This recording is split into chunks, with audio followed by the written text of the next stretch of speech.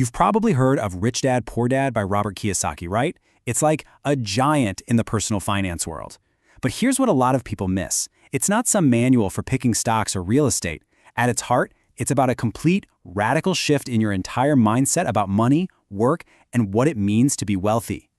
So to really grab your attention, Kiyosaki hits you with this bombshell right out of the gate. Your house is not an asset. Now, hold on. For most of us, that sounds just wrong. I mean, wait a minute. Isn't your home supposed to be the biggest investment you'll ever make? Well, according to the Rich Dad philosophy, this one single idea is the perfect example of how following conventional wisdom can actually hold you back from building real wealth. Okay, so the whole book is built around this powerful contrast between two father figures, his own highly educated but financially struggling poor dad, and his best friend's entrepreneurial rich dad. This contrast is what drives everything. Poor dad's advice is all about job security. Rich dad's is all about ownership. It's the difference between saying, I can't afford it, which just shuts down your brain, and asking, okay, how can I afford it, which forces you to get creative and find a way. All right, so this leads us right into the first big pillar of the philosophy, the mindset shift. The argument is that for most people, our whole approach to work is just plain wrong. And before you can even touch a spreadsheet or a budget, you've got to win this battle that's going on inside your own head first. So here's the million-dollar question. Why do we all cling so tightly to a steady paycheck? Well, the book says it boils down to two very powerful emotions, fear and greed. The fear of not being able to pay your bills, that's what keeps you showing up to work every day. Then you get a raise. Greed kicks in. You buy a nicer car or a bigger house, and suddenly you're even more afraid of losing it all. And that cycle, right there, that is the rat race. It's a trap we set for ourselves. So how do you get out of this trap? Well, the book lays out these three big mental blocks we all have to get over. First up is cynicism. You know, that little voice in your head that immediately says, nah, that'll never work before you even give it a shot. Then there's laziness. And we're not talking about being a couch potato. We're talking about using I'm too busy as an excuse to avoid learning about your own money. And finally, there's arrogance, the belief that you've already got it all figured out, which is pretty much the fastest way to stop learning completely. Okay, so if the whole problem is this mental trap, built on our fears and our own bad habits, what's the escape plan? How do you actually start to break the cycle?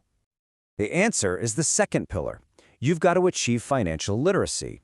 You have to learn the language of money. Look, the big argument here is that rich people aren't necessarily smarter than you or me. They just speak a different language. They know the rules to a game that, frankly, most of us were never taught in school.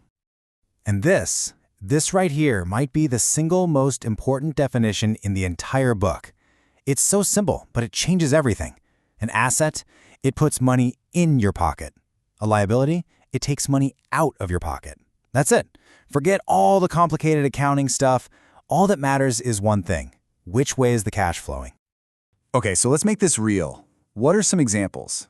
Well, an asset is something like a rental property that brings in monthly rent, or stocks that pay you dividends, a business you own that makes a profit. On the other hand, a liability is your car loan, your credit card debt. And this is where we circle back to that bombshell idea from the beginning. Your own house, the one you live in, is a liability. Why? Because every single month, money is flowing out of your pocket for the mortgage, the taxes, the repairs, but no money's flowing in. All right, another big rule the financially literate play by is using legal structures, like corporations.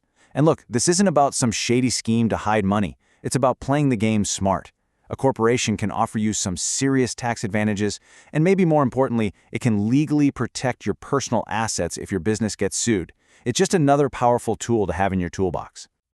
All right, so you've shifted your mindset, you've learned the language. Now what? It's time for the final piece of the puzzle, the action plan. This is where we go from theory to practice and actually start building what the book calls your asset machine, something that works to make you money even when you're not. And the game plan is actually pretty straightforward. 4 steps. First, mind your own business. This is huge. Your 9-to-5 job is not your business. Your business is that asset column we've been talking about. Second, pay yourself first. This is a total game changer. It means you buy assets before you pay your bills. I know, it sounds crazy, but it forces you to be resourceful. Third, work to learn, not to earn. Basically, pick jobs for the skills you'll pick up, like sales, marketing, leadership, not just for the paycheck. And finally, and this is the most important one, you've got to take action. Because you can read all the books in the world, but if you don't actually do anything, nothing changes. It really all boils down to this super simple but powerful equation.